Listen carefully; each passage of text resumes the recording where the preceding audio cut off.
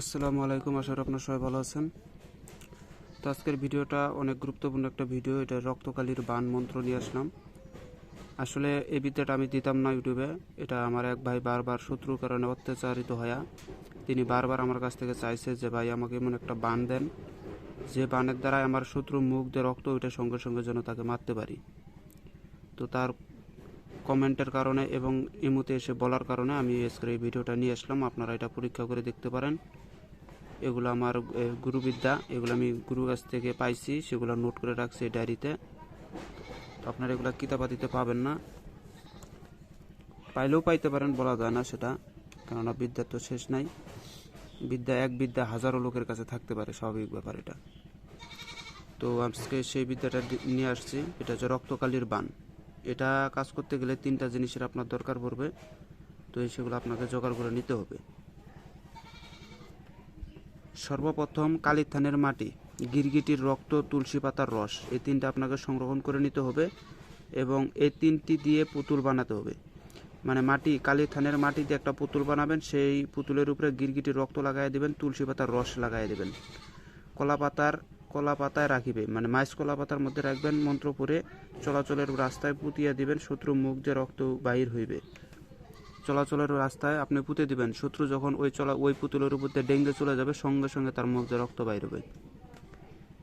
তো এগুলা কাজ ভাই যতটা সহজ মনে হয় ততটা সহজ না। এগুলো গুরু ব্যতীত এগুলো কাজে কোনোদিন রেজাল্ট আসে না ভাই। হাজারবার ট্রাই করে দেখতে পারেন, গুরু ব্যতীত এগুলো রেজাল্ট আসে না। গুরুর কাছ থেকে কিছু গুমর থাকে এগুলার, ওই গুমরগুলো যতক্ষণ ভাঙে না দিচ্ছে ততক্ষণ এগুলো কাজে আসে না। তো আপনাদেরকে আমি বারবার অনেক ভিডিওতে বলছি যে আপনারা হচ্ছে ওস্তাদের কাছ থেকে শিক্ষা করবেন, অবশ্যই কিছু পাবেন। এগুলোর ভিতরে গুমর থাকে, কিভাবে কি করতে হয় এগুলোর ভিতরে গুমরগুলা থাকে, গুমরগুলা আপনারা ভাঙ্গে নেবেন, নয়তো পারবেন না এগুলো কাজ করতে। তো যাই হোক, আর একটা কথা বলে রাখি, আমার ইউটিউব চ্যানেল থেকে অনেকে আমার কাছ থেকে হার নেওয়ার জন্য করে চাইতেছে বা নেওয়ার জন্য চায়, বা অনেকে নিছে। কিন্তু অনেকেই, আমি অনেক ভিডিওতে বলছি যে আমার কাছ থেকে মাল নিলে পারে অগ্রিম টাকা দিয়ে তারপর আপনাদেরকে মাল নিতে হবে। অগ্রিম টাকা দিয়ে তারপর আপনাকে মাল নিতে হবে। যাদের বিশ্বাস আছে তারা আমার কাছ থেকে নিতে পারেন, যাদের বিশ্বাস নেই তারা নেবেন না, অযথা বলবেন না আমাকে। আর আমার কাছ থেকে যে কোনো তদবির নেন, যে কোনো কিছুই নেন, আমার কাছ থেকে হাদিয়া দিয়ে তারপরে নিতে হবে। চান্ডাল জারো যেটাই নেন সেটা আমার কাছ থেকে অগ্রিম টাকা দিয়ে নিতে হবে। আপনারা দেখছেন, আমি অনেক প্রমাণ দেখাইছি ইউটিউবে যে আমি মাল পাঠাই কি না পাঠাই। মাল অনেক লোক হাতেও পাইছে। এখন আপনাদের যদি একদিন বিশ্বাস থাকে তাহলে অবশ্যই আমার কাছ থেকে নিতে পারেন, আর একদিন বিশ্বাস না থাকলে আপনারা নেবেন না। আর একটা কথা বলে রাখি, চান্ডাল জারজ আমার কাছ থেকে যাই নোক বা যে হারি নোক, হারের যে বিশেষ যেগুলো মন্ত্র থাকে ওগুলো মন্ত্র আমি আপনাদেরকে শিখাইয়া দেই, নিয়ম কারণ সম্পূর্ণরূপে আমি শিখাইয়া দিই।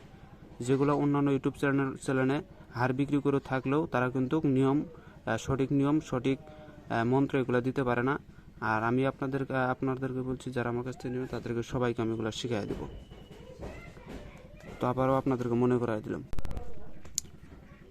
তো যাই হোক, আজকে আমি মন্ত্রটা বলে দিচ্ছি, নিয়ম কারণ আমি আপনাদেরকে বলে দিচ্ছি, শুধু মন্ত্রটা বলে দিচ্ছি। এখানে মন্ত্রটা দেখতে পাচ্ছেন, কালী কালী ভদ্রামুখী বিষ করে আও, ফল্লার গলা দিয়ে রক্ত বাহির কর, ভোগাবাসুনি তোর মাও, যদি বা না লাগিব শিবশঙ্করের মাথা খাবো, দোহাই মা কালী।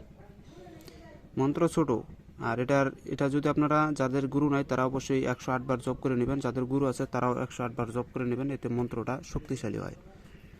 আর এগুলো মন্ত্র প্রয়োগ করার সময় অবশ্যই যাদের চান্ডাল জারজের হার আছে এগুলো প্রয়োগ করতে পারেন, এতে ভালো রেজাল্ট আসে। কারণ আমি বিশেষভাবে এগুলো কাজে ব্যবহার করছিলাম, তাই বলতে পারি। আপনারা চান্ডাল জারজ যাদের আছে তারা এই যে পুতুলটা যে বানাবেন, পুতুলের উপরে হার ব্যবহার করবেন। আপনারা জানেন যে তান্ত্রিক যারা, অঘরী যারা, তারা দেখবেন যে চান্ডাল জারজ দিয়ে এই যে এরকম করে পুতুল বানায়া তার উপরে এগুলো কাজগুলো করে। তো এই হার চান্ডাল এগুলো কিন্তু তান্ত্রিকদের লাইনই একটা। আবার অনেকেই আছে চান্ডাল জারজ এগুলা হার ওই তদবিরের মধ্যে ব্যবহার করে, ইসলামিক যে তদবিরগুলো আছে ওগুলোর মধ্যে ব্যবহার করে। ওগুলোর মধ্যে ব্যবহার করলে এই হারের অ্যাকশন নষ্ট হয়ে যায় এবং এগুলো ক্ষমতা নষ্ট হয়ে যায়। তাই বারবার বলবো, হিন্দু শাস্ত্রে যেগুলো বিধান আছে সেই বিধানে আপনারা হারকে ব্যবহার করবেন, অবশ্যই একটা ভালো রেজাল্ট আসে। এই যে এখানে যে পুতুলটা বানাচ্ছেন, এই পুতুলের উপরে যখন মন্ত্র জপ করবেন তখন ওই হাতটা দিয়ে ওই পুতুলের উপরে ঘোরাবেন এবং মন্ত্র জপ করে ফুঁক মারবেন, তাহলে সে দেখবেন যে হারের ক্ষমতাটা কি। আর আপনারা উল্টাপাল্টা জায়গায় হার ব্যবহার করেন, পরে বলেন যে কাজ হয় না। তো যাই হোক, এই ছিল আজকের ভিডিও, অবশ্যই স্ক্রিনশট দিয়ে নেবেন। তো সবাই ভালো থাকবেন, খোদা হাফেজ, আসসালামু আলাইকুম।